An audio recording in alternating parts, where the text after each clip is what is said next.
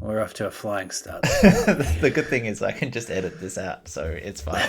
I look like a normal person, and you Yeah. continue to look however I choose you to. You're a sick man. How was your poo? It was so good. You know Tell how me sometimes everything. you leave and you're just like, I needed it. I got everything out of that I wanted. I feel great. I'm refreshed. Let's go eat some more. Or in my case, crack-a-liquoix. Oh, back on the La Croix. Yeah, no, that rings true for me more than you could know at this point. Okay, yeah. Some Yeah. international travel tummy tales coming. It's just a lot of inconsistency. It was Okay. very consistent for a long time. And Okay. then and then and then the other night I had to get up at, 3 in the morning, and it was painful. You know, when I was in there doing my business, I thought to myself, I wonder how quickly this podcast is going to devolve into poop talk. And even by my conservative estimates of very quickly, I think we've topped it. I think We we've outdone topped it ourselves. in the first minute. So that's great. Well, this is primarily a poo pod We know that. We've established that. with some workout Yeah. and slash gym Yeah. content. It's either stool talk or swole talk. I mean, we've come a long way. We've Yeah. either evolved or devolved. That's up to the listener to decide. We wanted this to be a philosophical, hypothetical podcast, and we ended up at shit. We were navel gazing and then we just kept going. We went deeper. I How you just got doing? that. Navel gazing. Yeah. Oh, Yeah. because of the belly button. Because it's there. Yeah. Looking in. Yeah. Wow. I'm good. I'm good. What are you? How are you? You've got a curly straw and everything. What's that? Is that I a know. iced tea? No, it's a iced coffee, but the Vietnamese are very keen on putting curly straws in everything. That's fun. Like really everything. Okay. Where it's not necessary. Not just curly straws. Yeah. Curly stirrers. They'll put two. A- They'll put a a- curly as- straw and a curly stirrer. A curly swizzle stick. Yeah. It makes you feel like a real child for ordering an adult's drink. Or does it add a little bit of whimsy into our otherwise mundane lives? There you go. Yeah. I guess so. I guess that's what they're going It is for. a little bit hard to take you seriously. I will say Yeah. that it does do a sort of a reputational impact when you're like chasing after the straw with your tongue, Yeah, I know. trying to get. Because I'm trying to trying to get- maintain eye contact with you. Yeah, which I And appreciate.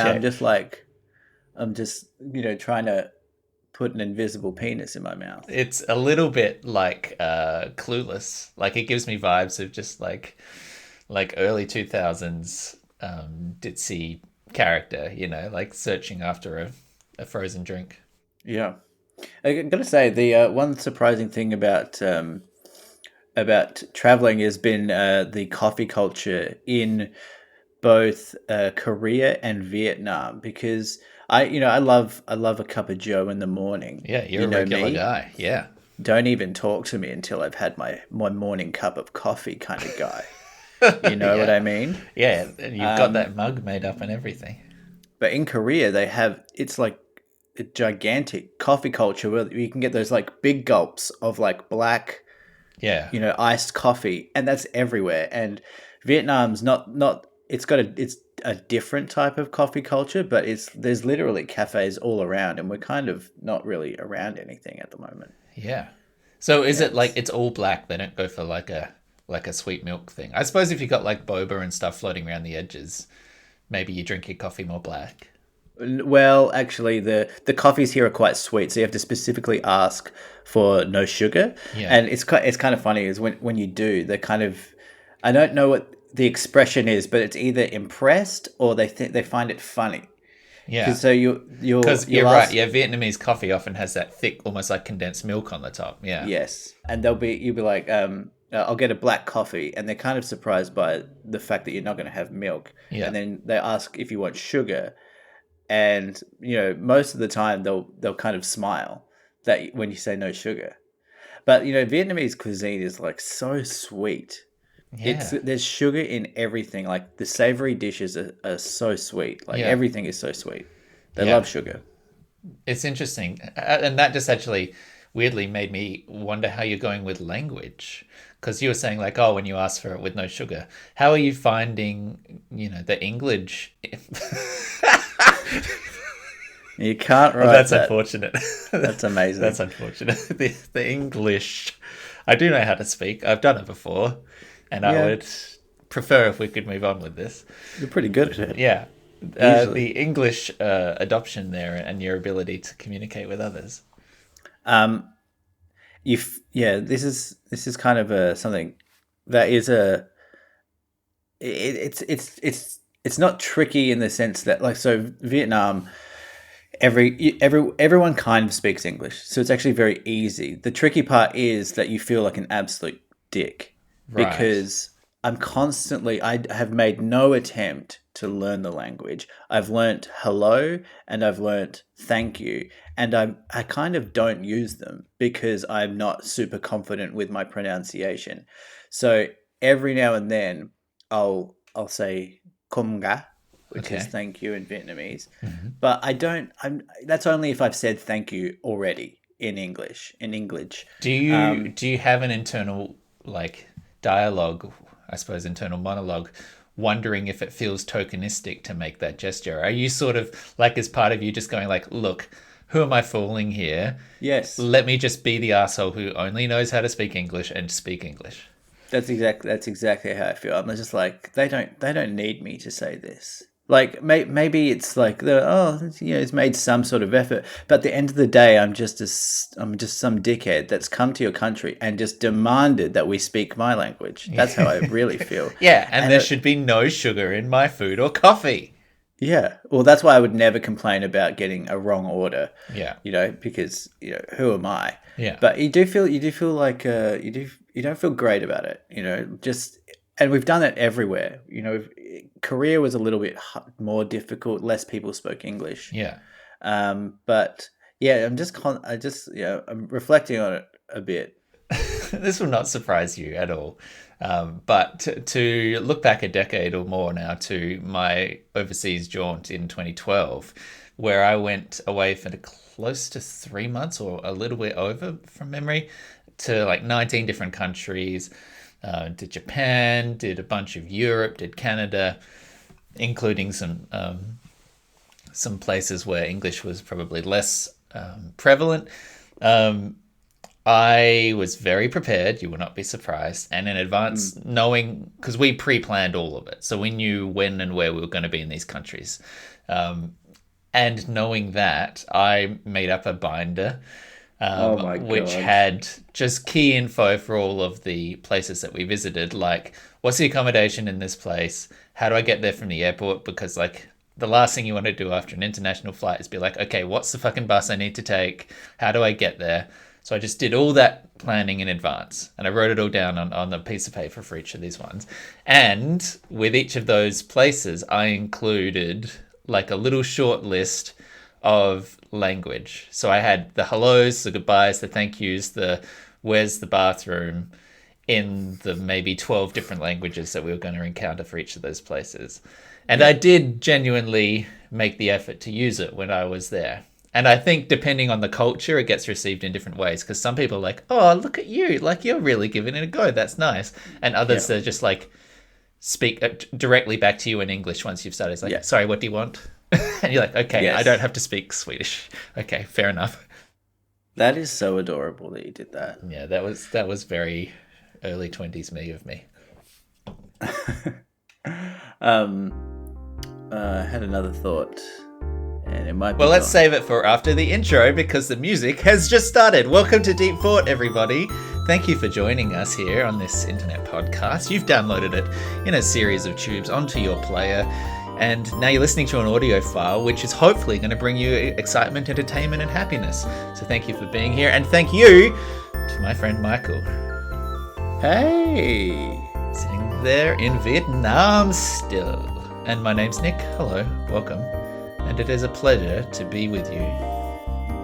Love it. What's been going on? You got some yarns for me? Got some yarns for you. Let me think. Do I got some yarns for you? I had some friends over from Australia last weekend, which was really nice. Dave and Alice came over. So they crashed with us, tested out the inflatable bed that you and Lauren will be sleeping on when you come by. Okay. Inflatable, like not a waterbed. No, inflatable mattress. Yeah. Inflatable mattress. Yeah. Okay. They That said doesn't quite sound super comfortable. comfy. No, they said it was Okay. quite comfortable. Yeah, They well, said they Michael wouldn't loved say this. otherwise. Well, Did they really? yeah, they said he'll be fine with this. This will actually be great lower back support because they know that you struggle with that sometimes. You prefer a Well, firmer okay. mattress. Well, thanks, David Alice. No, so that was very nice. Got to do some showing around town, a bit of a day trip. Had some nice sort of clear, sunny winter weather. Nothing like a sunny winter's day, particularly after it's been grey for a while. Can I just push back on that a little? I hate a sunny winter's day. Okay. I like my weather like I like. Like I like. There's no version of that setup that it doesn't end in some sort of racism or misogyny.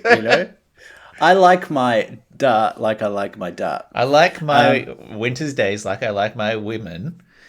Enthusiastic, uplifting, and worthy of celebration. There you go. Yeah. No, I like With a I like great my ass. with a big old pair of titties. I like it. If it's hot and if it's a sunny day, if it's a summer's day, I like it to just to be the sun out, and that's what it is. And on the other end, I like a winter's day to just be cold and rainy. I don't like it when it's kind of mixed up. When it's cold but the sun is shining like it's a summer's day, and I really don't like it when it's hot and it's raining. I like the weather, and I like genders just to stay in their lane. I just throw that one in there. So even when it's cold but the sun's out, you feel somehow misled. Like, because a sunny winter's day can still be cold. You can still have 3 layers on, and you don't believe in it. You want it to be overcast. I think it's more like, when I wake up in the morning. Because as well, like a clear winter's day is often the coldest nights you're going to get, right? So that's, if anything, cloud coverage. Leaning into the cold winter feels. I think it's like when I get up in the morning, I want to know immediately what the tone of the day is. So if it's overcast, I'm like, okay, I'm going to be miserable, but that's okay. I like being miserable. There's a certain amount of satisfaction that I get out of wallowing in my own misery. This is not a huge surprise to people who know you, yes. No surprises. But if it's sunny, I'm, okay, I'm going to be outside. It's about me, what my expectations are for the day. Okay. Yeah. So it's an early morning alert system. Do you feel like a day in which perhaps it started overcast and wintry and you're like, okay, I know what this day is, and then clears up? Is that like a real stab in the back where you're like, you promised me? Yeah, I think and I now feel it's betrayed sunny? by the weather. Yes. I feel betrayed by the weather more often than I should. Yeah, for an inanimate force, beyond one's control. Yeah. You've got strong feelings. And just to linger on this a touch more, the weather. The viewers are crying out for it. The viewers. We're recording this, aren't we? Yeah. No, I'm not. This is up on TikTok. I haven't in months. There is no. I feel like the weather used to be so much more accurate, like in terms of if you pull up an app on your phone and you'd be like, okay, it's going to be sunny tomorrow. I just feel like that's completely out the window. You can't rely on apps anymore. Maybe for the temperature, just to get like a ballpark, but that's all the weather forecast is. It's just ballpark. Now, am I crazy or has it gone downhill? Someone told me that the weather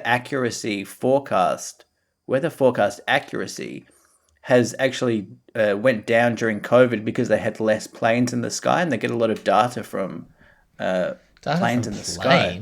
They get weather data from planes. Yeah, like the amount of even commercial airplanes in the sky, it all kind of contributes to data. Was this Ben Shapiro? I think it might have been an affiliate. Good. Alex Jones has been talking about this for years. No, I think that's not like conspiratorial. I actually heard this from a journalist. Oh yeah. Yeah. I mean, I'm named not. named Alex Jones. I'm willing. I'm willing to admit that I have not heard this before, and that it may well be true. But it does sound surprising to me that Well, call in if you which know. did not really shutter plane flights for more than a year, is still being pointed to as a disruption of the weather data today. That Well, seems I odd kind to of me. added that last bit. No, so I just meant that for just COVID. But does it Okay. feel right? Okay, I'm big on facts that feel right rather than are right. Yes, And otherwise known as not facts. if it feels true, it is true. That's always been Yeah, my that's motto. what Colbert said. Yeah. but doesn't it feel right that the weather accuracy is down? I would say that locally here, my experience of what they predict and what happens is pretty consistent. But I think that climate and weather is so geographically specific that it could be the case that certain places have become more variable lately and less easily predicted. And I think, climate change is clearly fucking with a whole bunch of that stuff. But in my Christchurch experience, day to day, I tend to get what they put on the tin. Okay. Yeah. Well done on sneaking in your leftist agenda into what I just hoped would be just a chit chat. Look, I'm dropping a bombshell here. I don't think Alex Jones is a great journalist, and I'm gonna stick by that. Stick by that. Hot take. Hot take. You are wearing a watch. Is that what I'm seeing on that wrist there? Oh yeah. So don't get too excited. But Lauren gave me her Fitbit. Well, let me borrow it. So I know it's not what you wanted me to get. I'm but disappointed it's something. in her, and I'm disappointed in you. But I've just actually put it on for the first time today. Okay, so this is new. So, and I've done. Do you want to know how I've done? 876 steps. Okay, I was about to be And my disappointed, heart but then I rate's remembered at about it's like 170. Yeah, I mean, if you're podcasting and your heart rate is not in level 4, you're not getting a good workout. Yeah. Oh, yeah. I'm running on pure adrenaline every time we record here. Yeah. 170 seated in podcasting. That's pretty normal. Yeah, that's pretty normal. That's pretty good.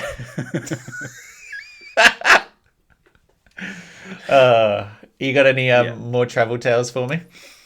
What have I got? Not heaps. That's Almost all right. stepped on a snake the other day. Oh yeah, same old, same old. We got tattoo. Got a couple of tats. You did get tats. Pretty he's a cool artist, but the hygiene was a little bit Questionable. wanting. Yeah. Yeah, saw a couple of. It's always a little bit unnerving when you're getting stabbed with ink, and you see cockroaches scurrying in the same. Well, they little might be space just that you there are. to get a tat as well. So, I mean, maybe that's just other clientele. Yeah, but I mean, so far so good. It's been a couple of days, and Where is it? On your no arm? infection. Oh, I got one on my arm. Can you see that? Oh yeah, I can. You got a snake. I got a Vietnamese snake and a. I showed you the other one. I don't need to do that. Yeah. Did I show it to you? Well, I think I saw. Anyway. Yeah, a pic. I don't remember what it was of. It was a picture Anyway. of Charles Darwin. Picture of Charles Darwin Yeah. kissing Joe Rogan. Which you've actually wanted for years. So it's nice you found a tattoo artist who can deliver. Yeah, I mean, there's only so many times you can search for that in Pornhub Yeah. before you're like, I just have to make this for myself. I don't think it's going to happen. This has to go on my body. Yeah, that scientist porn. Yeah. Well, if we are done with travel, I feel like today might be the day. We've talked about it for weeks, but I wonder if it is finally AI time, and Yeah. there's bits and pieces here that we can go into. Well, can I lead us in with Ooh, please. through the back door, Okay. which I know you like, and just I wanted to pick your brain about something, and I think it could potentially lead into this. Perfect. I just wanted to get some clarity from you on what's happening with the writers and actors strike in America. I know you're not necessarily part of that Yes. guild or whatever, Yeah. but just getting bits and pieces and hearing a little bit on podcasts. And I know that they're not allowed to release podcasts or whatever. So can I you tell think me that they what are able now to be on podcasts as long as they're were not recorded like before? promoting. No, it's just like being there themselves, not using any industry mechanisms, not doing it for a marketing purpose through like a network or something. But if they're just like they're friends with the guys and they go on and they've made a show already, I think you're able to talk about that stuff now. But Gotcha. yeah. All right. Well, can you give me a little bit of an overview of what they're fighting for, and also answer these two questions which I have? Okay. Why? So can you tell me why it's not just like already elite, privileged people who are overpaid getting paid even more? And how is this different to? Because I know part of the argument is that they're wanting to secure rights as we step into the AI world, and want to secure some sort of salary or Guarantees. guarantees workers' rights while as we step into the AI world. How is this not different to, for example, taxi drivers striking because of the introduction of Uber? Those are two good questions, and I'll ask you to hold on to them if you can, because I might talk generally and risk forgetting the specifics of what you asked. Okay. But I do want to touch on those 2 points. So, for those who don't know, 2 months ago, the Writers Guild in America went on strike, and as of this past week, now the Actors Guild has also gone on strike. So all of Hollywood is basically shut down now. In the interim, the Directors Guild did sign a deal with the studios and the streamers and everything, but they are the exception. And so now it's basically a stalemate. I believe there's no active negotiations taking place at the moment. And writers and actors are out on the picket lines protesting against the networks, the streamers, to try and ensure some rights for the future. I'm not a member of the Writers Guild of America or anything based over there. I'm a Writers Guild member here in New Zealand. We're not on strike currently, though they are sister bodies and supportive of that action, because ultimately these international streamers play in all markets, and some of these decisions will affect Kiwis as well. So from the writer's perspective, the model of TV has evolved so drastically due to technology in the past decade or two that the existing manner in which a writer could earn a living has changed. The historical golden age of TV, if you think back, late 90s, early thousands, was a free-to-air model where a network would run ads in the middle of your show, make money after commissioning this content, and writers had a deal where they would be paid residuals, and same for actors, residuals every time an episode of that show was rerun. So that is how some writers and actors who worked on big shows from the 90s and 2000s, like everyone who was involved with Friends, gets millions of dollars of in a check in the mail every year, because that show, which is a huge hit, continues to be sold and aired around the world, and they have deals that give them money every single time that plays. So those people haven't fucking flown in commercial airliners since the 90s, because they're all billionaires, not literally, but very rich. These days with streaming, the model is completely changed. Streaming typically doesn't have ads, so the way that the deals were struck were, instead of getting residuals every time it played, they would pay the individual participants or creators more up front, and that was it. You got one lump sum, and then that was all you were paid. So a show like Squid Game, which would go on and become an international sensation and get billions and billions of people, minutes watched, would generate no further income for anyone involved. They would Right. be paid their flat fee, and that would be it. So a company could go out and play that for millions of people, get new sign-ups or people joining their service, and never have to pay another cent to the creators. So that removed a source of income for the creative side of things. The other thing that's happened in parallel with that is that shows that used to be full-time careers, 24 episode seasons, think back to The Office or even Parks and Rec and stuff, those staffs would be working 9-10 months a year, and they would be shooting and writing, and the factory line of it would keep those people employed all the way through. So you could get one job and then keep that one job, and that would be your job, and you could live off it. These days, series shorter typically. You get your 6-episode season or your 8-episode season. That might employ you for 2 or 3 months, but then after that, you've got no income coming in. And so writers are having to look for 2 or 3 shows a year if you want to keep a roof over your head. So that financial model has changed. And there's a whole bunch of other complaints that the Writers Guild have, but a lot of the big picture thinking here is that on those bigger shows where you're working for 9 months a year, those writers would have opportunities to see all parts of the TV production process.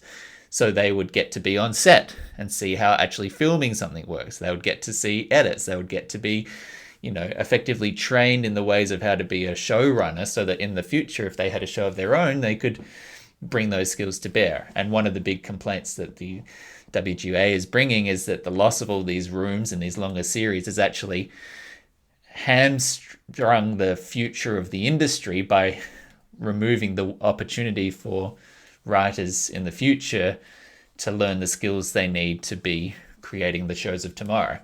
So there's all of that kind of context there. But the long and short of it is that financially the model has changed so much that people cannot survive on it anymore. So that's big picture there. The SAG side of things is different, but somewhat aligned. As I said, there's things like residuals, which are sort of a common thread here. They don't get money from streaming the way that they used to. But then there's whole other things. Like I saw one of the issues that the SAG people wanted to negotiate on was, what would you call them? Like background artists, like extras effectively, would these days being offered maybe $180, getting their likeness scanned and then being able to be used as like a crowd sourced, like copy paste CGI person in the back of scenes ad infinitum with no further compensation.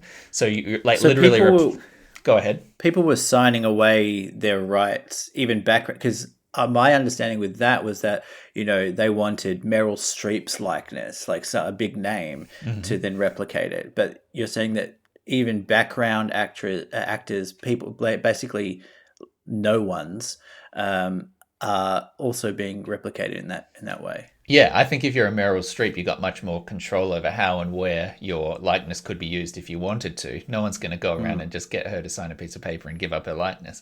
I think that is a very real fear for the future. You can look at Star Wars movies and see they're already putting the digital likeness of young people back on screen, or like de-aging people. So that kind of thing is happening at like the top tier. But yeah, this is specifically background artists were being paid like $150, and then their job is deleted because then you never need to pay a background artist to be there on set anymore if you can just copy and paste people out of this bank of scanned images and stick them there as you need them. That's so interesting. Yeah. I mean, it's a cheap way to operate. That's what I would do if I was money hungry kind of studio executive who doesn't want people to have a career. But also then you're going to get things like, I don't know if this is the right thing, but the Willem scream, where it's just like, it's just going to be the same sound. Thank you. The same sound just coming up in different movies. Yeah. It's true. You'll have this like familiar faces thing where it's like, I saw that guy make that same expression in the last Marvel movie, and now he's here in fucking Mission Impossible as well. Yeah, that's an interesting point. Yeah. So that's the broad picture of it all. The AI stuff and how that affects actors is different to the AI stuff and how it affects writers, but there is a similar underlying fear that it is taking the humanity out of the work and undermining the humans who bring their own creativity to it, right? So Yes. now's a good time. Can you remind me your first question? So I guess when people have a loose understanding of why writers and actors are on strike, I guess the the Joe Blow probably thinks that even writers, they're celebrity adjacent. They're the Yeah. ones with the megaphones. Is this why we're hearing from them? They're already the elites. They're already paid a lot of money. I think most people feel that in Hollywood, if you're getting anything on TV, you're making bank. So Yeah. why is that not true? It's not true because most people in that industry are not getting paid very much at all. Like it is an understandable connection to make, right? Like the glamour or associated like halo effect of the top tier of Hollywood, right? Like the movie stars and the big premieres and the prestige TV shows is a real thing, and you understand why people associate that with everyone at every stage of that industry.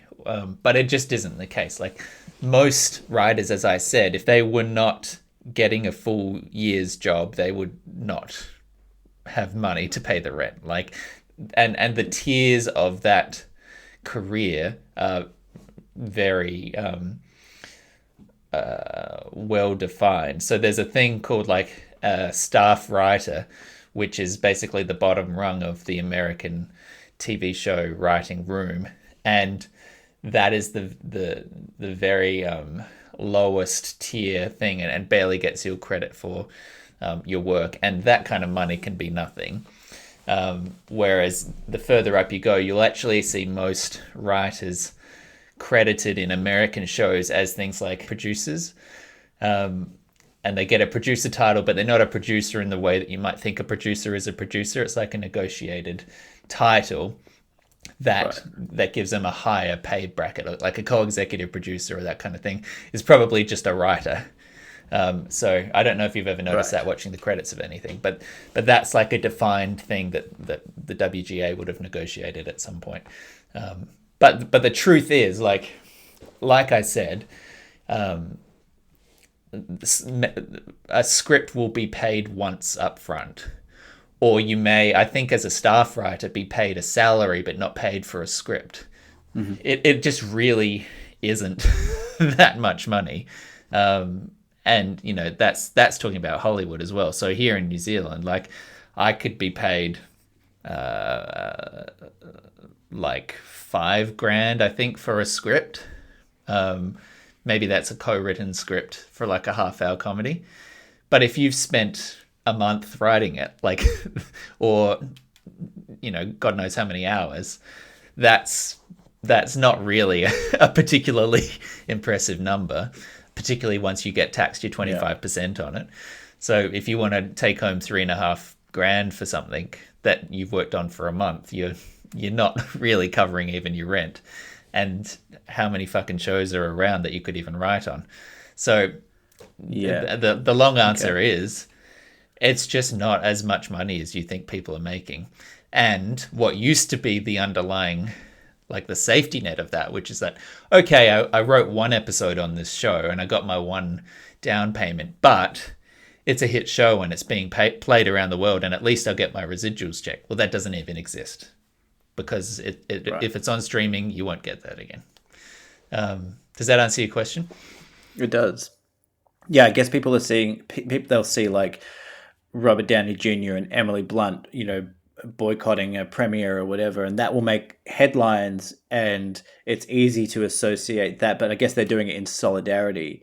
But it's easier to associate that stance in Yeah. solidarity with a genuine cause. And I should say as well, like the lowest, like the true like working actor thing, not just a writer, the working actor life is god awful too. Like people could be like a guest actor on a sitcom or on an SVU, or they get a recurring role in a cable series or something like that. And there was a story that came out, like people have been talking about this openly to try and counter some of this narrative, because as you say, like a lot of people would be like, oh, these fucking rich Hollywood elites, why do they want more money? Like there was a story that I just read, and I forget the writer's name, who was homeless, got a job as like a recurring guest star or something, did a voiceover role, got a guest star in like an SVU or something like that. Like had the best professional year of his life, and at the end of that year, he was still homeless because he still didn't have any money in which to support, just basic life. So it can be really rough. It just occurred to me as well that, like, I mean, musicians have been complaining about the lack of The Spotify syndication and payments per royalty. stream. Yep.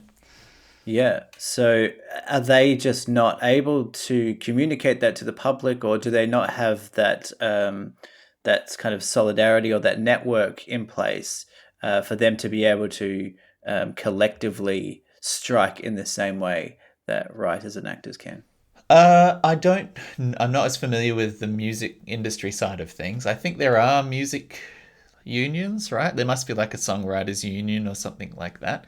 But I would imagine it's not as essential to be part of that union, or it's not as mandated. Like most Hollywood shows will be union shows where all of the crew members will be part of the Teamsters union, and all of the writers will be writers union, and all of the actors will have to be from SAG and that kind of thing. Like it's much more institutionalized. I'm not sure, but I feel like because music can be done in your garage, edited on your laptop, put out in the world, there's less gatekeepers. There's less gatekeeping. You might not have as uniform a group that are part of that thing. Yeah, but, you can just make a Christmas album and just put it up on. Yeah, and get hundreds of listens. Yeah, hundreds, if not tens. Question two. With the AI, okay, so I'm a little bit sketchy on these details, but some of the concerns are that the writers specifically have are that they may be technologized out of a job by way of AI, and studios may get AI to start writing scripts, blah, blah, blah. My question with that was, is that not just what's going to happen anyway? And is this not just kind of like the Uber taxi thing where it's like, hey, well, this is the way that the world is moving. AI is, you can't put the genie back in the bottle. It's out there now. Why is that a kind of an issue that can't be resolved by writers themselves? Well, I think the Uber parallel is instructive because that has destroyed that industry. Like that, the tech coming into the taxi market was good for consumers short term, terrible for existing taxi drivers, and now we're seeing it you sort of really push into this gig economy model, which is not very sustainable, and I think you will inevitably see the quality of the consumer experience decrease eventually. Right. I think we've already seen the quality of the consumer experience drop now that Uber and its similar brethren have taken over. The thing I think is that the writers, there's a creative aspect to it, and I think the best art will always come from humans. So there is a philosophical belief there that we should be protecting the ability for humanity to create.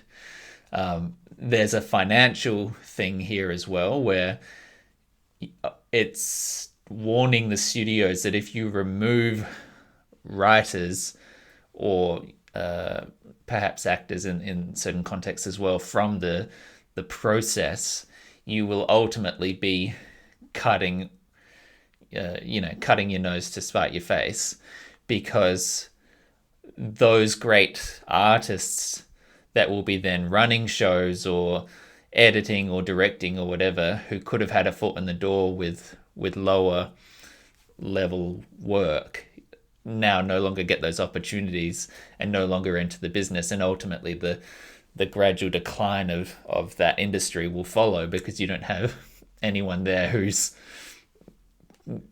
passing the threshold that AI is now fulfilling, like that you're replacing the opportunities that would have gone to new people or to fresh voices with a machine, and they're Yeah. just gone. But do the public care? Like, I mean, I totally agree with that, and I I I love movies more than most people, and I like kind of creative and interesting independent movies. But would the general public care if a script, say, was written by AI and it was, it ticked all the boxes for them. It had, explosions. It had a, romance, subplot, whatever. Do you think the general public cares? And are the studios running this kind of cost benefit analysis where they're going, okay, if the public are going to buy this, then yeah, we'll do it. But maybe the public will reject it. And then that's just a cost supply and demand thing, isn't it? It is, but I think, as you say, the genie in the bottle thing becomes true in a way where if we go through a decade where the studio AI writes every blockbuster, then I don't know that you can then win back over an audience whose expectations of that product have soured because Yeah, it no longer interesting. feels real. And I think you should be particularly concerned as an A24 freak, and you're not going to get your phantom threads from an AI, right? Like that comes from a very human, No. real place. And this sort of tangentially gets us in the direction of where I wanted to take the AI stuff, which is the morality and legality of the content scraping, of where it's learning how to do this by capitalizing on the existing works made by humans. But before we get there, I do just want to repeat that if you are that film fan who likes your weirdo indies, I don't think that there is any AI tool currently available that is going to be able to deliver you something like that, because it comes from a brain that's experienced the world, right? It's not often those best movies are surprising or beautiful as a result of the unique perspective of one person or a group of creatives working in sync towards a goal that's not been strived for before. And I don't think that AI is going to be able to deliver something like that. Even one where you say, like, if an AI can tick all the boxes, I don't think an AI could tick the boxes in a way that would be wholly satisfying, because it would be so formulaic or rudimentary Yeah. that it couldn't satisfy in the same way. It's like empty carbs. Yeah, yeah. Well, ironically, I think that like there could be, I could imagine like a time and a place and an idea for that, just like as a one-off. Like, oh, it'd be interesting to hear an AI perspective on this, like as a concept movie, but like not as the norm. I heard a quote on a podcast saying that artists are highly sensitive people trying to get the world to see the world as they do, or something like that. And I think that is what art is. It's fundamentally comes from human experience, and it's an expression of how a human being, with all of its flaws, reports back on the world. Yeah. And I agree. Like with AI, it's just like, okay, if it's a series of numbers, I mean, you could make that argument that we are kind of an AI in a way, but I guess it doesn't. Maybe it wouldn't have all those imperfections that make the human experience so like relatable to other humans. Yeah. I mean, you can go into a chatbot and ask it to tell you write you a Sherlock Holmes story where I'm the villain, or write a superhero movie where Superman kisses Batman at the end, or and it will spit that stuff out. These are all searches All you've made, searches haven't I've you, made. Nate? Yeah. But the end result is never like magical. Do you know what I mean? Like it's technologically impressive, but it doesn't move you. It doesn't move me, at least. And I Yeah. think you're right. There could be like an interesting experiment if you were like, "Hey, Michelle Gondry, here's a script entirely generated by AI.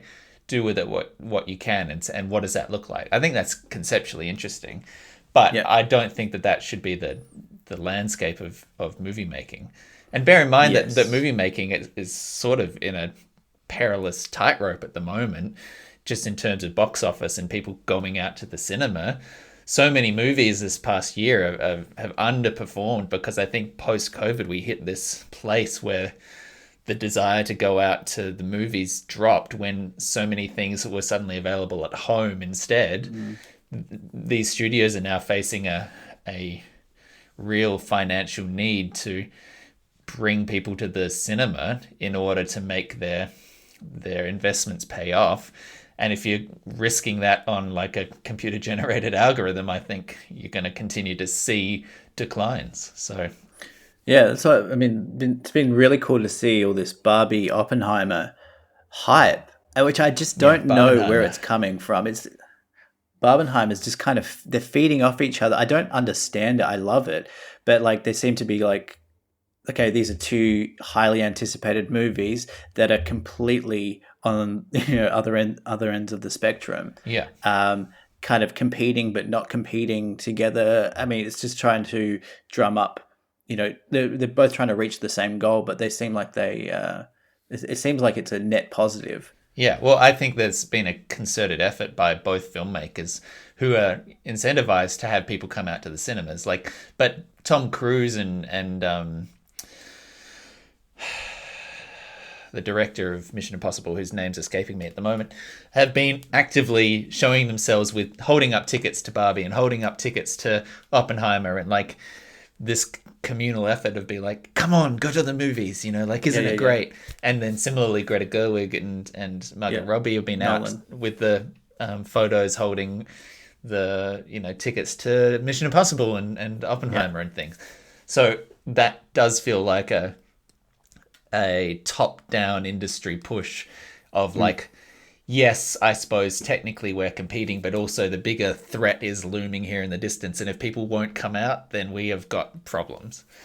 Yeah, I mean that's wouldn't that be so sad? Like I do fear that in 20 like our kids won't be able to movies won't be a thing, or they'll become obsolete, or they'll just be they kind of become like the drive-in, Mm. where you can go to the drive-in if you really want, but it's a little bit out of town, and the Well, tickets the are a bit drive-in expensive. in Adelaide finally closed. Yeah. I think I saw a stat which said that it must be the US, maybe 5% of cinemas shut down permanently post COVID. They just went. And Mm. if the Warner Brothers famously pissed off Nolan by saying that all of their movies were going to be on streaming platforms that year of COVID, which is why he left and went to Universal. But putting all that stuff there direct on HBO Max, I think did serious damage, reputational damage to the idea of like, oh, this is just a movie, I can see it at home, versus Yeah. this is a movie, I need to see it on a big screen. So Yeah. we might be seeing a continued decline. Oh man, that's one of the things I really miss after like traveling for a month and a bit. It's like movies. We're going to Malaysia next week, Oh yeah. and we're going to get tickets to Oppenheimer and Barbie Yeah, nice. and see it in Kuala Lumpur. Awesome. Very excited. Yeah, just to now redirect into that second side of this, which is the I guess the copyright and legality side of it. There's a bunch of different stories about this now. We've been sitting on this topic for a while, but the idea that, for instance, large language models have been scraping the internet, getting all this content off of Twitter or of Reddit, and using that to train its writing style and models, has raised questions about the rights to that data. Twitter shut down a lot of that stuff because Elon claimed that models were being scraped. Reddit changed its APIs and is having this fit about not letting third parties use their data because if you want all of our stuff, you should pay for it, blah, blah, blah. That seems like the horse has already bolted, but, it is what it is. The more interesting one now is starting to see some pushback against that. So I got two case studies here, and I'd love to know your thoughts on it. Hit me. One, I don't know if you saw this article, but let me just read it. It's from The Verge. I'll put the link in the chapter title. Sarah Silverman is suing OpenAI and Meta for copyright infringement. Did you see this? No. Okay, here we go. Comedian and author Sarah Silverman, as well as other authors, are suing OpenAI and Meta, each in a US district court, over dual claims of copyright infringement. The suit alleges, among other things, that OpenAI's ChatGPT and Meta's Llama, which is their equivalent, was trained on illegally acquired datasets containing their works, which they said were acquired from a shadow library of websites like Bibliotheque, Library Genesis, and others, noting the books are available in bulk via torrent systems. In the OpenAI suit, the trio offers exhibits showing that when prompted, ChatGPT will summarize their books, infringing on their copyrights. Silverman's book Bedwetter is the first book shown being summarized by ChatGPT in the exhibits. The claim says the chatbot never bothered to reproduce any of the copyright management information that the plaintiffs include with their published works. In both claims... Can you summarize in layman's terms what she's complaining about? Because I'm finding it hard to follow. Sure. So basically, Sarah Silverman is saying, hey, what's my book about? When you type in into ChatGPT. And ChatGPT says, hey, her book Bedwetter is about this. It talks about this thing, it quote this, quote that, quote this, and summarizes a work of art, a copyrighted work of art. In order for ChatGPT to know what the contents of its book is, it has to have scanned or scraped that data either from like a torrented file or from a library website and use that to generate that information, because it can't just make this up out of nowhere. In order to know what it is, it had to have accessed this thing, incorporated it into its brain so it can now reproduce it. And Sarah Silverman is saying, hey, this is my copyrighted work. I didn't say that you could go scan my book and tell people, chapter 3 is about this. You have infringed on my copyright. Interesting. Okay. And there are multiple authors making this similar claim. So talk to me here about your perception of the rights of an artist when it comes to a copyright, and whether or not you think an AI like this should be able to access kind of works like that. Because I think it's an interesting area and legally undecided. This is so new that I don't think there's been case law about whether it's a breach of copyright. I'm not sure if I've got heaps to say on it because I'm kind of just learning about it. But it's interesting that like Silverman's, to me it's kind of like, hey, what's this about? And then it will say, oh, well, it's about this, and it's like, well, how do you know that? I don't have like strong opinions on this, Nick, I gotta say. It's interesting to me that it's Sarah Silverman. Like, I like that it's her. It does seem sort of the kind of stand that she would take to protect her rights. But okay, I mean, I think that's fair to say that there's not a great deal to add there. But perhaps here's a second angle, which was discussed a month or two ago, which was the Drake AI song. Did you hear about that? No. This was back in April. Drake and The Weeknd AI song pulled from Spotify and Apple. A song that uses artificial intelligence to clone the voices of Drake and The Weeknd is being removed from streaming services. It follows stinging criticism from the publisher's Universal Music Group, which said the song violated copyright law. The music publisher said platforms had a legal and ethical responsibility to prevent the use of services harming artists. The track simulates Drake and The Weeknd trading verses about a pop star and actress Selena Gomez, who previously dated The Weeknd. The creator, known as @Ghostwriter, claims the song was created by software trained on the musicians' voices. After being posted on a number of platforms, the track went viral on The Weeknd. A link to the original version of the song on YouTube now says the video is no longer available due to a copyright claim by Universal Music Group. On Spotify, it was streamed 629,433 times before it was pulled, at Spotify's lowest royalty rate of $0.003 per stream. That means it earned about $1,800. The training of generative AI using our artists' music, this is Universal Music Group, as well as the availability of infringing content created with generative AI on digital service providers, begs the question as to which side of history all stakeholders in the music ecosystem want to be on. The side of artists, fans, and human creative expression, or on the side of deep fakes, fraud, and denying artists their due compensation. Interesting. So this is a deep faked voice, effectively.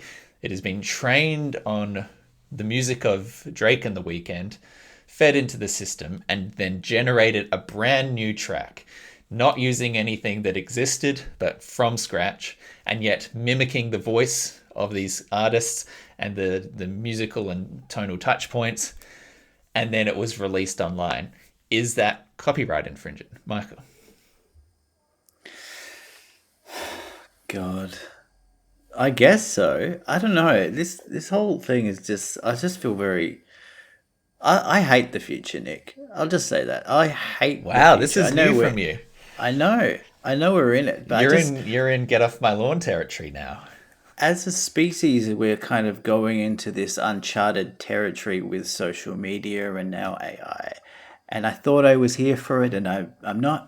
I'm not Okay. here for it. It's too scary. It's too complicated. I don't understand what's going on, but I don't like it. Um, with regards to your actual question, I don't know. It's I guess I guess it's kind of the same thing with the actors thing that we're talking about, the likeness of. I mean, your likeness is who you are. It makes sense that that should be yours. And if someone's intentionally trying to sound exactly like you, then that seems to me like they're taking your essence. I mean, I'm trying to marry this up with the other thought that I'm having is that, you know, band if you're a band starting out, you know, you kind of want to sound like, you know, Radiohead or the Smashing Pumpkins. Like you're trying to sound like them. There's like a artistic pursuit there where you're never quite going to achieve it. Like if someone wants to sound like Tom York, sorry to, I was trying to think of not a Radiohead analogy here, and I was like, that's all I've got. Yeah. You know, you start out as a You want to band. sound like You, Blur. You want to sound like you want to Damon sound like Albarn. let's say that. Then you know, there's like some sort of like, oh, you might be able to say they're just trying to sound like Blur, but it's not a Blur's never going to give a shit about some 18-year-old, you know, trying to sound like Damon Albarn. Well, every But musician has their influences, right? exactly, and you have to have those as an artist. But like blatantly ripping off, and I guess the issue there is like the preciseness of how close AI can get, and it's basically but using data. I guess it's like it's exactly a program that's kind of feels like cheating, but also feels like robbing as well. Yeah, and if it's at the point where you are selling it or making money from it, and the interest in that product is due to the likeness or the closeness to what you're modeling on, you know, like if you're trading in the similarities on or branding it as Drake like, then you've crossed a line. Because the other area there I think is like cover bands, right? Like how many sort of Beatles cover bands can you find in like a dingy pub somewhere doing, probably fewer these days, but you know, like for decades there've been Yeah. bands who are not writing their own music but go around for a corporate gig or whatever to give the music that you couldn't get from the original artist, right? Like, so that Yes. people have traded on other people's things, but they've never been like the fake five have never, or fake four, I suppose, Fab Four have never gone and be like, and now here's one that we did. Like, this is our Yeah. Yeah. Beatles-ish Yeah. song, you know? It's Yeah. all playing the hits and presumably paying some form of licensing for it. Yeah. I guess the other analogy that you could make here, which is one that is, you know, close to home for me at the moment, is like a designer knockoff Sure. of a handbag or a shirt. I guess the difference there is that it doesn't have mass appeal, like in the sense that like you could, you know, owning a Gucci handbag. Do they do handbags? Yeah. Louis Vuitton handbag. Yeah. The kind of the point of owning something that's so designer is not its functionality. It is the brand. It's the fact that it is real. Yeah. And I guess with music, you don't experience music in the same way that you experience like a physical object. True. You can just listen to it, and if it makes you feel the way It's internal and it's personal. If it gives you that same feeling, then it's doing its job. Yeah. And I guess that's where it becomes tricky for people who are being ripped off. That's a really interesting point. Yeah. Yeah, well made. If it does the thing, then it works, right? Then it becomes valid in a way that, like, the fake market Gucci handbag is not, because the thing that the Gucci handbag is It's a signal to an other people. association of owning the thing, right? No one's Yes. using it because the bag holds the bag. They're using it because it is from Gucci, and this demonstrates a degree of wealth or sophistication To other people. to other people.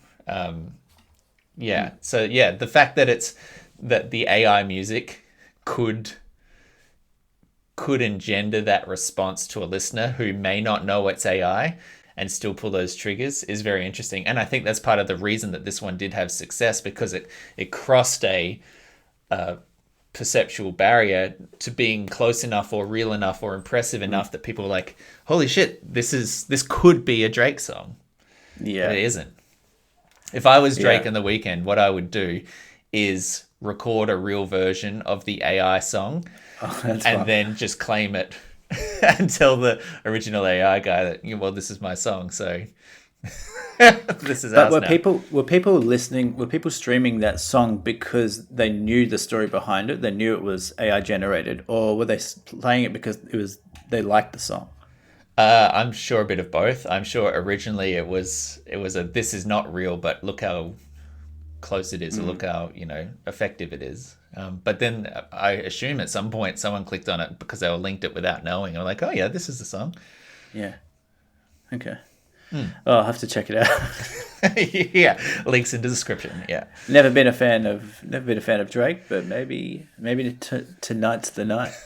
maybe. Any other sort of stray AI thoughts or questions? It's obviously here to stay, as you said. Like, every major tech company has integrated it. Any predictions or fears for where it's going? My prediction, which is a pretty hot one, Nick, is that things are going to escalate Okay. and move forward, and it's going to get scarier and scarier with every passing week. And you heard that You here heard it here first. first. Yeah. Yeah. Get off my lawn. Well, if you've enjoyed this, then that's very kind of you. I can't wait to tell you more about our podcast and its various forms of interaction. There's our website, deepfort.podbean.com. There's our Facebook page, facebook.com/deepfort. Our Instagram, our SoundCloud, our Spotify, if you want to listen there. Make sure you hit those 5 stars or similar, because every star counts, as they say in Hollywood. And of course, send us an email with deepfort@gmail.com, and we'd be delighted to reply. I feel like I have talked so much. I feel like you've talked not enough, but what I'd really like to hear is Lauren talking. Yep. Is she ready to? I think she's ready. To spill. Between you, me, and the butler, I think she's a little bit nervous, to be honest. But she's been practicing all morning. Yeah, no, she's been home. It's been quite unnerving because we'll be, while she gets her ass over here, she'll be like, we'll be out to dinner, and I'll just do something innocuous to me, but then she'll be like, oh, that's one, and then open up her phone and just enter it in. This is Nick. You know Nick. Hello, Lauren. Welcome. Join the pod. How are you doing? Looking radiant. Oh, thank you. Got a bit of a tan on. Yeah, I mean, Vietnam's treating you well. I was saying to Michael, he looks sweaty and sort of bloated. So it's nice to know that's just a him problem, and it's not affecting everyone. Yeah, it was good that you kind of cut out just as you said, I think bloated. Oh, he's I'm gone. having a bit of lag here. Oh, no. No, that was just me fucking with you. Did it look Oh, okay. That's funny. That's a funny joke to play. especially when there is genuine lag problems. You've got to strike while the iron's hot. Welcome to the podcast, Lauren. I'm so delighted to have you here, and I have been frothing with excitement. I was looking for the right word. No, don't hype it that up wasn't, too much. That wasn't where I wanted to end up, but we've Don't say we've frothing ended up there anyway. with excitement to my girlfriend. You have been traveling alongside Michael for 5 weeks now. How long has it been? Yeah, 5, 6. 5, 6, yeah. I need to apologize on behalf of men everywhere. And second, I cannot wait to hear how this experience has been. So please, the floor is yours. What has it been like? Wait, should we give a little bit of an introduction to what this is? Because I don't know if we have. So I'll do it because I'll just mansplain it for Lauren. Thanks. And then I'll let That's her. one of them. I'll just check that off. So Lauren's been traveling for 5 to 6 weeks now, and you learn a lot about your partner. We haven't lived together. We've kind of gone interstate together, but we've kind of thrown ourselves right in the deep end. And Lauren has started making a list of things that she previously did not know about me, and things that she's learned. So. Yeah, I haven't heard these either, so this could be the end of our relationship and the podcast, quite frankly. But wow, throwing me under the bus as well. Okay, great. Are you going to sing the jingle? Oh yeah, Oh. I recorded it. She made a jingle. I recorded it. Are you going to send it? Wait, no. This is the main. Yeah, I'll send this to you. Yeah. But this is the jingle. Okay. I knew things that I learned about Michael Zubricki. Is that good? Yeah. Yeah. Perfect. Okay. All right. Also, I just want to preface this. I'm traveling with Michael is really great. So I'm not trying to Oh, just shit on him or anything like that. it's kind of telling that you had to say that up front because it does not bode well for the quality of his behavior. But that's very sweet of you. Oh, well, yeah. And there's certain things I probably won't say out to an audience, but he knows what they are as well. Audience is very generous for this podcast. Okay, so the first one is I am not just traveling with Michael Zubrecki. I am also traveling with the 27 other personalities that he has. And they are... it's not just like moodiness. It's from all parts of the world. So there's a lot of voices that come out every now and then. So it could be French. There was a big French moment in Japan that went on for probably a good hour. Would not stop. Can I get a little British taste of the French? Yeah. I'll do the croissant. What's a French? I need to remember what a French. I need to be in the zone. Croissant. I can't do it. I need to be in the zone, man. Like this is what I mean. Like it's not me. I can't just activate this personality. This personality activates itself. Okay. I'm an Worrying. artist. Okay. A lot of British though as well. Absolutely. So There's to a be politician, clear, an is he Australian doing politician. this to other people or is he doing it just to you? Oh, people can hear him, absolutely. But he hasn't trialed it out where he pretends to be one of his personalities to someone else. Just me. I just get the full bit brunt of it.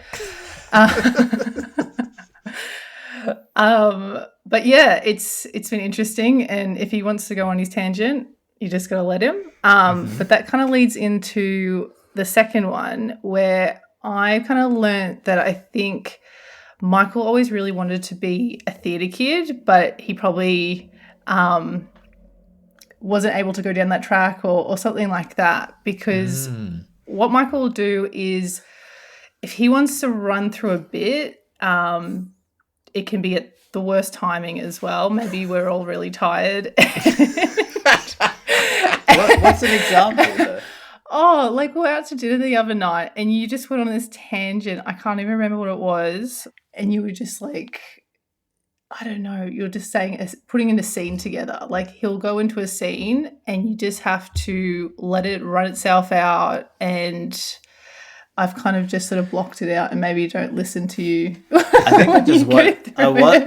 I want you to join in on the bit. I think that's what I want. I do at times, You do. but it can just be at the worst time as well. So I think Particularly if you're like my hangry and you're like, I just need to eat this pho. Please just I'm just waiting for the food to arrive, and he's just got a whole monologue going. put Daniel Plainview away. We've got soup to have. Oh, there's definitely be some plain view. Yeah. Yeah. So I think that kind of, it's a bit of both, but I think you really are a theatre kid at heart. That's so offensive. It is so I could see it. And I think you should do some improv classes or something. I think you'd be good at it. Theatre kids are the worst people. We all know that.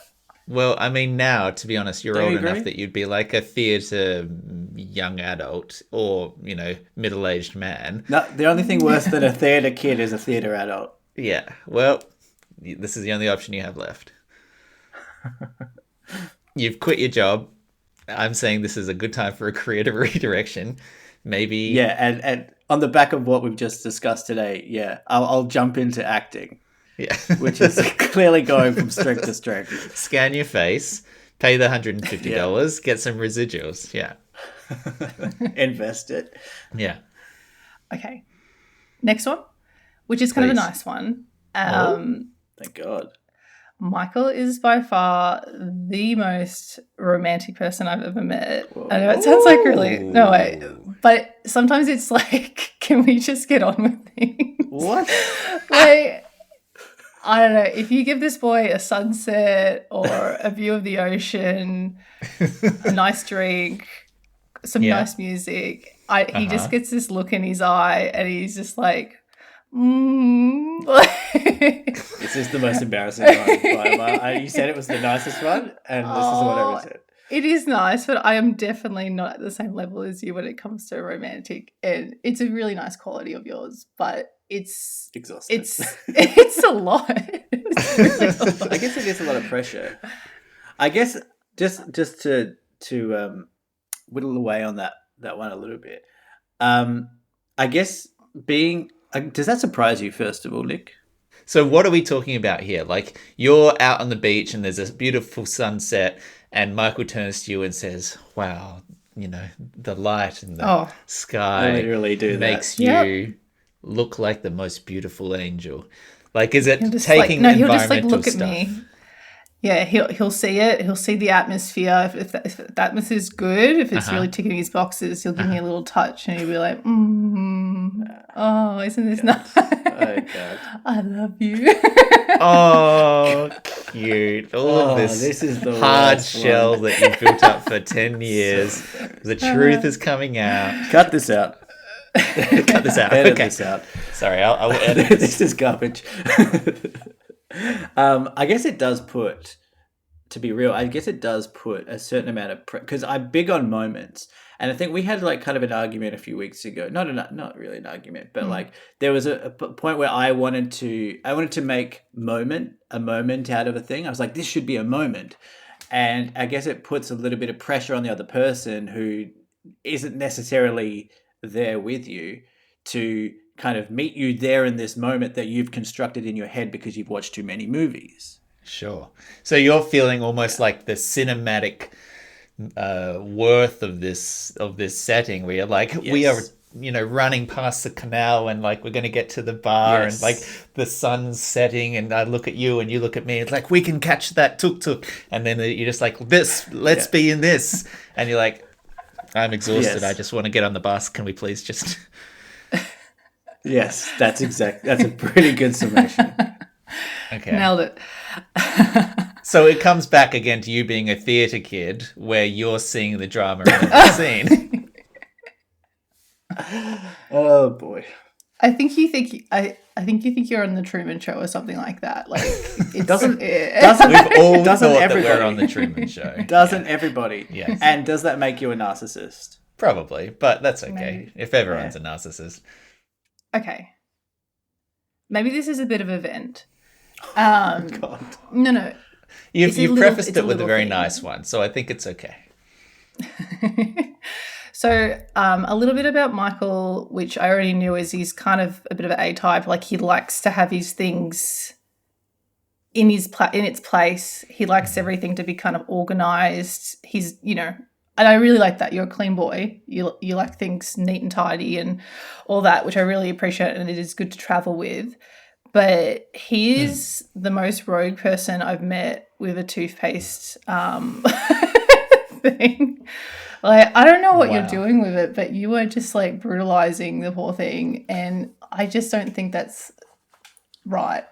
Can you it doesn't explain fit your what you mean? personality. Like he will just like. So with the tube of toothpaste, specific. This is your gripe with how I treat a toothpaste tube. Yeah, I just didn't think that was in you. What do I do? You like double-handed or something. Like, Double-handed. For the record, I don't. And just It just like looks this like I way do. or this Just way. like I'm not squirting sure. a big It's one of those. double hand. Yeah, It's like this. that's how I do it. I think And it's upsetting to me. I squeeze from the middle. Okay, I squeeze from the middle. Yeah, well, you've got to do the pepper grinder. Yeah. yeah. It is. Just be more gentle. Like treat it with respect. That's one thing. Yeah, I guess I don't. You know how Lauren really likes to squeeze the toothpaste from the top, and get it all the way down. I don't think that's necessary. I think you can squeeze from the middle, and then when it gets to the dregs, then you squeeze from the top. You mean, by top, you mean bottom. You mean the furthest end from the cap. Yes. Yeah. So That's how I do it. Yeah. You want to squeeze, Lauren. You squeeze from the butt up, and Michael, you're tickling around the tummy, and Lauren, this is your not concern helping. your concern is that you're going into the middle when you should be coming from the end and squeezing down. Is that correct? I'm coming from the middle, and I should be in the butt. Yeah. Yeah. Okay. Yeah. It's just. What are we talking about here? It's just not. It doesn't suit your personality or something like that. It's like it's a bit shocking. Is all. It's a little thing, but it's quite shocking to me. Okay. Knowing you. Can I reveal and the last terrible truth here live on the podcast? Oh gosh. I, for many years, have squeezed the toothpaste from the middle. Oh, and I'm yes. ashamed. I'm ashamed to admit it, but it's true. But when we hit that 1/3 remaining, I have a special bulldog clip that lives in the bathroom drawer, and I'll wind that tight, and I will bulldog clip on the end so it doesn't unwind. You're not losing progress with this tube, and we will continue to wind that tube up and re-clip the bulldog clip and maintain a perfectly full, squeezable nugget until that is completely finished. I think you're breaking even with that. I love that. Yeah. I love Because that. I thought you were on my side then, and then you overdid it with the special bulldog clip. Well, part of being a marriage counselor is seeing, both sides of the argument. So, yeah, I'm walking It that does feel like tightrope. couples counselling. Now, sorry, Lauren. One more, you said? All right. One more. So I didn't really get this when we were kind of in Melbourne, and I know that Michael loves to live in Melbourne, but we're traveling to lots of sort of exotic destinations, very different to home, a lot of culture shock. But Michael is obsessed with Adelaide. Like he everything reminds him of Adelaide. Like it can be like your Joe Blow street down here with I don't know, rats hanging out and Oh, Manly Street. people cooking food in a bin. And he's like, this kind of reminds me the lights similar to Adelaide. If there's a crowd, he's like, oh, it's like Adelaide's Fringe Festival. And I'm like, not everything has to do with Adelaide. That's so funny. Okay, to be fair, This Thai street food is like the Adelaide Central Market. Exactly. I said this once in earnest, and then I got such a strong reaction from you that I've just kept trying to do it with the most crazy scenarios. Like we went to Halong Bay, which has all these like mountains and stuff. And I wanted to see if I said this reminds me of Adelaide, if you would react and just be like, "What the fuck are you talking about?"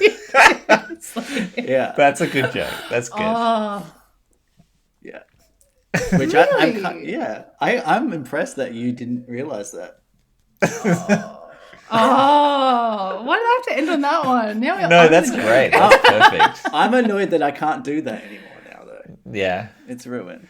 that's all right. You know, the life of a theatre kid is one just striving for the next big thing. So you'll find your new bits and continue. We will. Good stuff. Well, that was delightful. Thank Was you, it okay? Lauren. Yeah, I'm very Yeah. glad that so far the experience has been mostly positive. And, you know, get a bulldog clip in there and I think your problems will be solved. I think you should. Yeah. Yeah. Has it been okay so far? The traveling with me. Long pause. Take long longer. pause. Take longer. Long pause. There's a bit of an IRL lag, I think. Yeah. Yeah, it's great. It's good. We're having a good time. Wow. So It's fine. So not I have good. it's fine. I love a fine. I'll take a fine.